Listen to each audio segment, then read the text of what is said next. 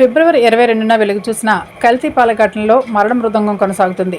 తొలి రోజున 6 మృతి చెందగా రోజుకొకరు చొప్పున ఈ రోజు వరకు మొత్తం 11 మంది మరణించినట్లు అధికారులు ప్రకటించారు. నిన్న డెల్టా ఆసుపత్రిలో చికిత్స పొందుతున్న 72 ఏళ్ల అనంతలక్ష్మి మృతి చెందగా ఈ రోజు 73 ఏళ్ల ఎస్ రామలక్ష్మి కన్నుమూశారు. దీంతో మృతుల సంఖ్య 11కు చేరింది.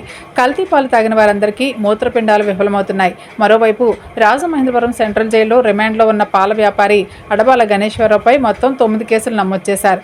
పోలీసుల విచారణలో గణేష్ కల్తీపాలకు గల కారణాలను వెల్లడించాడు. తాను నిర్వహించే వరలక్ష్మి డైరీలోని పాలు నిల్వ చేసే ఫ్రీజర్ లీకేజీ కావడంతో రాజమహేంద్రవరంలోని టింకరింగ్ దుకాణంలో మరమ్మతులకు ఇచ్చారు.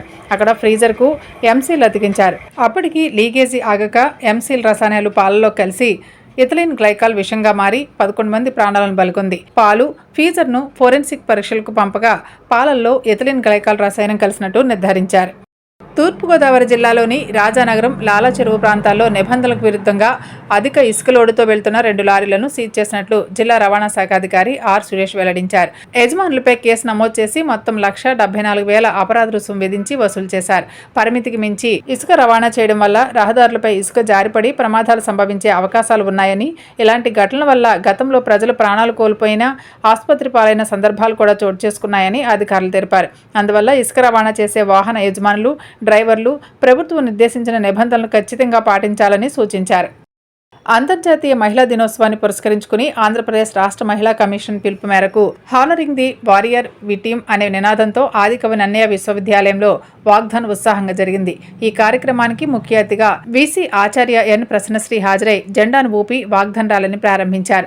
యూనివర్సిటీలోని ఎన్ బ్లాక్ వద్ద ప్రారంభమైన ఈ ర్యాలీ జాతీయ రహదారి వరకు వెళ్లి తిరిగి అడ్మినిస్ట్రేషన్ బ్లాక్ వద్ద మానవహారంగా చేరి మహిళా చైతన్య నినాదాలు చేశారు. విద్యార్థులు, అధ్యాపకులతో పాటు వీసీ ఆచార్య ఎస్ ప్రసన్నశ్రీ నడిచి వారిలో స్ఫూర్తిని నింపారు. ఈ సందర్భంగా వీసీ మాట్లాడుతూ ఆంధ్రప్రదేశ్ రాష్ట్ర మహిళా కమిషన్ మహిళల్లో స్ఫూర్తిని, చైతన్యాన్ని తీసుకువచ్చే విధంగా వివిధ కార్యక్రమాలు నిర్వహించడం హర్షణీయమన్నారు.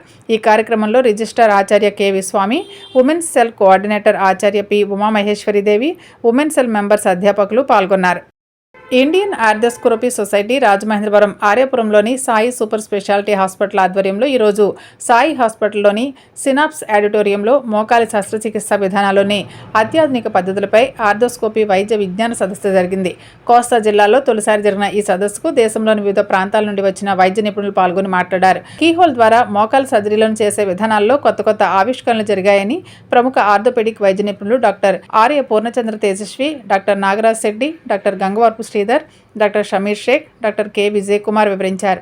ACL, PCL, meniscal root repair, meniscus repair, ACL revision వంటి సర్జరీలోనే అత్యంత క్లిష్టమైన సర్జరీలను వైద్య నిపుణులు సాయి హాస్పిటల్లోని ఆపరేషన్ థియేటర్లో చేస్తూ సినాప్స్ ఆడిటోరియంలో స్క్రీన్పై ప్రత్యక్ష ప్రసారం ద్వారా వివిధ ప్రాంతాల నుండి వచ్చిన ఆర్థోపెడిక్ వైద్య నిపుణులకు ప్రదర్శిస్తూ మెలకువలను వివరించారు. 2 తెలుగు రాష్ట్రాల నుండి సుమారు 100 మందికి పైగా వైద్య నిపుణులు ఈ సదస్సుకు హాజరయ్యారు. ప్రతి 3 నెలలకు ఒకసారి విధిగా వైద్య విజ్ఞాన సదస్సు నిర్వహించడం ద్వారా వైద్య విధానాల్లోని కొత్త ఆవిష్కరణలు వైద్య నిపుణులకు అందించాలన్న లక్ష్యంతో సాయి హాస్పిటల్ నిర్వహిస్తున్న వైద్య విజ్ఞాన సదస్సులో భాగంగా ఈ సదస్సు నిర్వహించినట్లు సాయి హాస్పిటల్స్ అధినేత డాక్టర్ కె విజయ్ కుమార్ చెప్పారు.